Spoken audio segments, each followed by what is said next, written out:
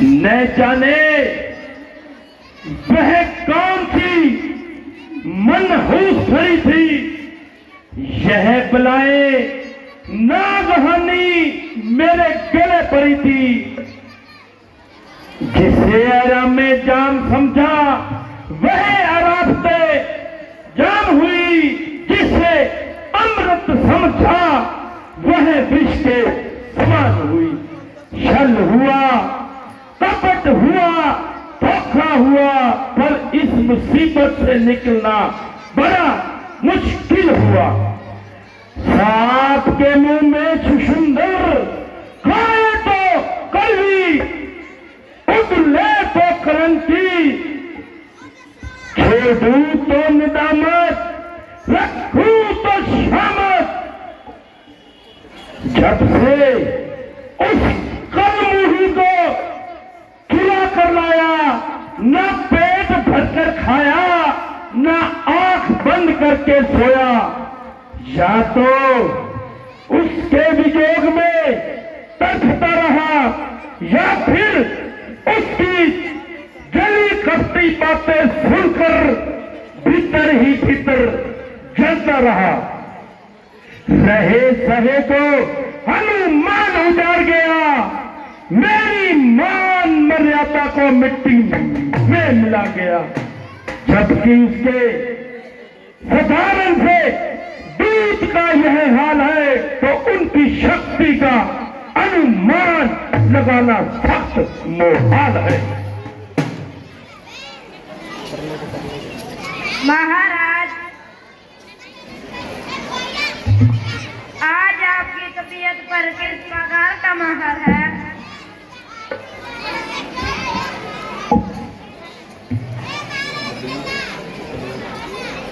मेरे वजीर व तकदीर, मेरा मन जिस कारण से दुखी है, वह आपको विधि पूर्ण याद है।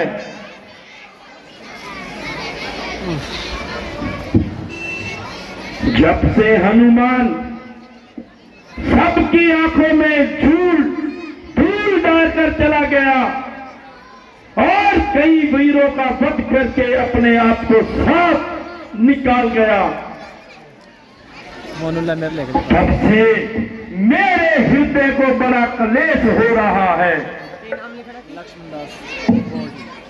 और यह प्रश्न दरदेश हो रहा है। जमालपुरा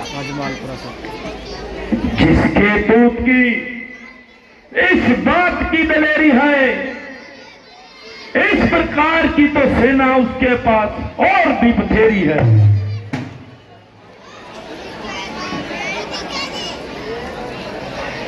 खेत और लज्जा की जगह है कि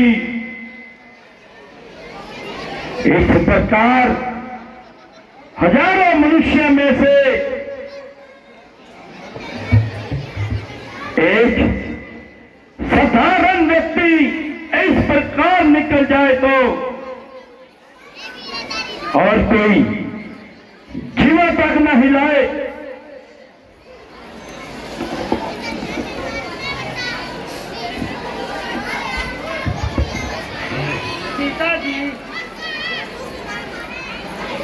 जब तक मेघनाथ संसार में मौजूद है, आपको किस प्रकार का जख्म जाना बिल्कुल हजूर है। हाँ, मैं वही मेघनाथ हूँ जिसका हनुमान एक भी झटका न सहा सका और मेरे सामने बिल्कुल दम न मार सका। उस उसको तो मैं बिल्कुल मामूली इंसान समझता हूँ और भागते के पीछे भागना अपना अपमान समझता हूँ। खैर, जो कुछ हो चुका उसका अब क्या जिक्र करना। अब तो आगे की रोकथाम का फिक्र करना। जो तो मुझे किसी बात का गम नहीं, क्योंकि मेरे शूरवीर आज किसी पहलू में कम नहीं कि ना बिना मुकाबला लंका के बहादुरों से मुकाबला करना, तमाम जमीन पर किसी में दम नहीं। मान लो कि वह इस और रुक करें, वे नहीं या हम नहीं, हम नहीं, हम नहीं, हम नहीं।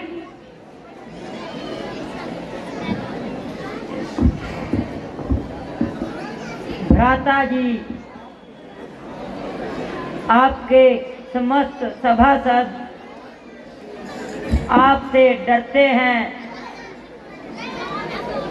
और इसीलिए कुशानदाना बातें करते हैं। इसलिए मेरी आपसे बार बार यही प्रार्थना है कि जिस प्रकार हो सके इस बला को गल से टालिए और सारे कुल को आने वाली बर्बादी से बचा लीजिए।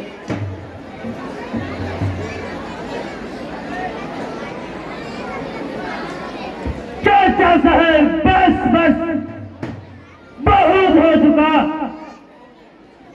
बस आप चुप हो जाइए। अगर आपको रामचंद्र का इतना ही भय लगता है तो कहीं जाकर छुप जाइए। कुल पर चाहे जितनी भी तबाही मचे, मगर आप ऐसी जगह जाकर छुपना जहां आपकी जान बचे। शोक, आप जैसे निर्लज कायर हमारे कुल में ना पैदा होते, ना आज हम अपने भाग्य को रोते। बहन की नाक काटी जाए और भाई को शर्मनाए। जाओ जल्दी करो वरना मौत देख लेगी, छुपने के लिए जगह न पाएगी। नासमझ और गुस्ताख लड़के, तू इस प्रकार जुबान चला रहा है कि और धरती और आकाश को मिला रहा है। माना कि तू यौवन में मकजूर है, लेकिन तू बुद्धि से अभी कोसों दूर है।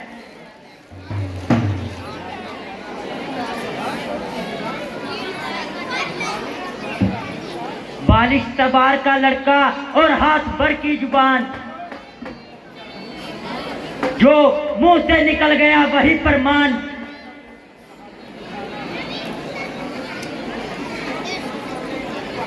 इस समय इतनी बहादुरी दिखा रहा है, तब तू कहां चला गया था जब अकेला हनुमान हजारों को मार गया। जिस बात को मैं कहना नहीं चाहता था, आप वही बात कहलवा रहे हो। चाचा साहब, उसमें भी आपकी साजिश है। जो हनुमान इस प्रकार भाग गया, जब से हनुमान भाग गया, मानो आपका तो भाग्य ही जा गया।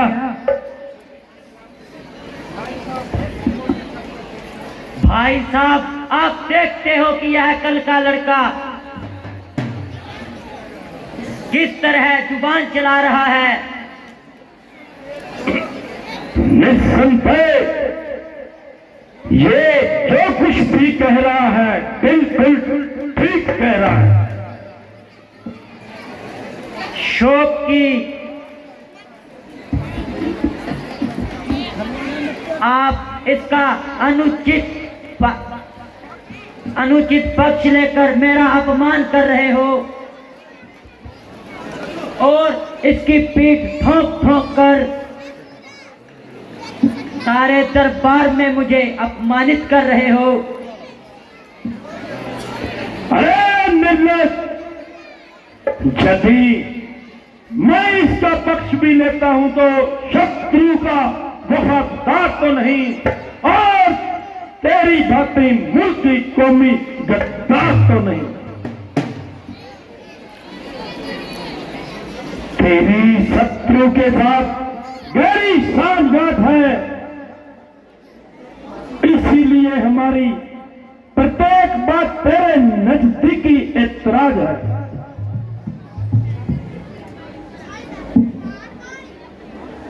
हनुमान की वकालत करने के लिए तो आगे गया मेघनाथ ने, जब उसके विरुद्ध युद्ध करने की सलाह दी तो तू उसके सर चढ़ गया। मैं हैरान हूं कि तुमने बिना फीस के वकालत क्यों ठानी है।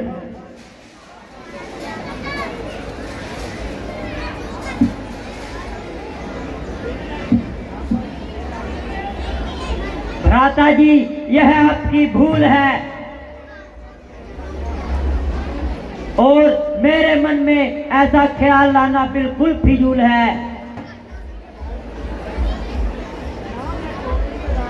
ना मैं कौमी गद्दार हूं, ना मैं रामचंद्र का वफादार हूं। परंतु उनके दिल में यह क्या समाई जो उन्होंने अकारण सूप नखा की नाक उड़ाई। तुझे अब भी शर्म नहीं? निस्संदेह यही एक बात है जिसने आपकी तबीयत इस प्रकार भड़काई, किंतु वह खामखा उनके सिर आई और हमारे सिर पर आई।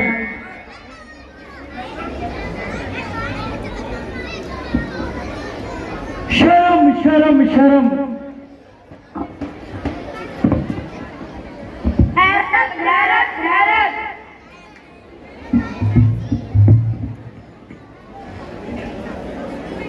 भविष्यान, जरा कान खोल कर सुन ले। तेरी निस्बत चारों ओर नाराजगी का इजहार है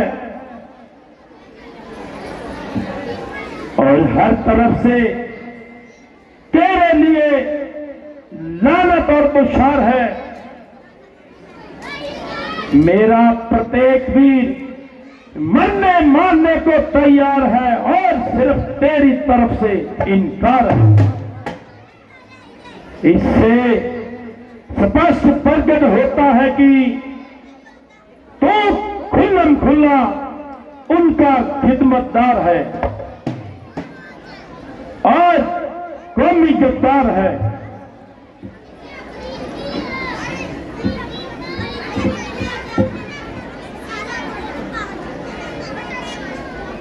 जैसे आप खुद खामोश हैं, वैसे ही आपके सभासद चापलूस हैं। इस समय यह आपके सुर में सुर मिला रहे हैं, किंतु वास्तव में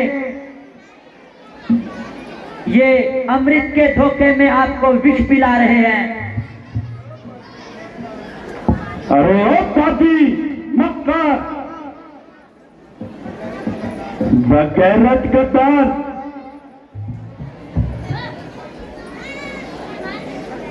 तो इसी क्षण यहां से काफिर हो जा और अपनी मनहूस शक्ल मुझे मत दिखा।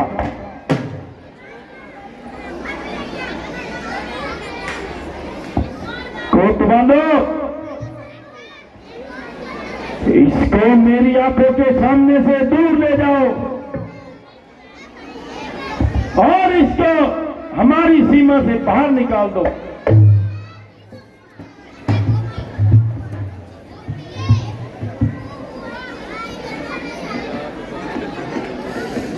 चलिए महाराज।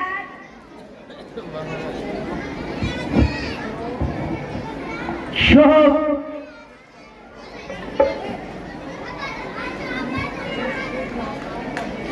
मेरी शुभकामनाओं का यही बदला है और मुझे खड़े दरबार में यूं ही जंजीर होकर लंका से निकालना था।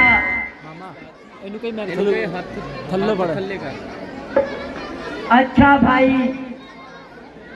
तुम्हारा क्या कसूर है? वास्तव में ईश्वर को इसी प्रकार मंजूर है।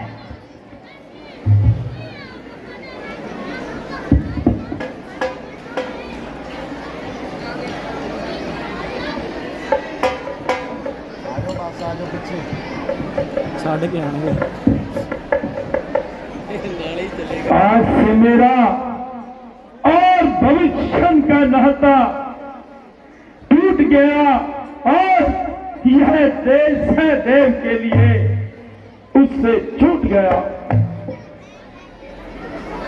यहां तक मेरा अनुमान है कि वह रामचंद्र से मिलेगा और मुझे हानि पहुंचाने के लिए एडी चोटी का जोर लगाएगा। लेकिन भगविशन एक साधारण प्रवृत्ति वाला व्यक्ति है। एक घर के शत्रु का बेटी से जा मिलना मेरे लिए हानिकारक है। सचमुच मैं थोड़ी सी गलती खा गया और शीघ्र ही गुस्से में आ गया। अगर थोड़े समय के लिए क्रोध को रोक लेता और जरा पॉलिसी से काम लेता, ना भविष्य मेरे हाथ से जाता और ना शत्रु को किसी प्रकार जाकर बात बताता। खैर, जो हुआ सो हुआ। भाई, कुंभकर्ण के पास जाता हूं और इसको अपना हमदर्द बनाता हूं। ऐसा ना हो कि वे भी मुझसे रूठ जाए और खामखा मामला पेचीदा हो जाए।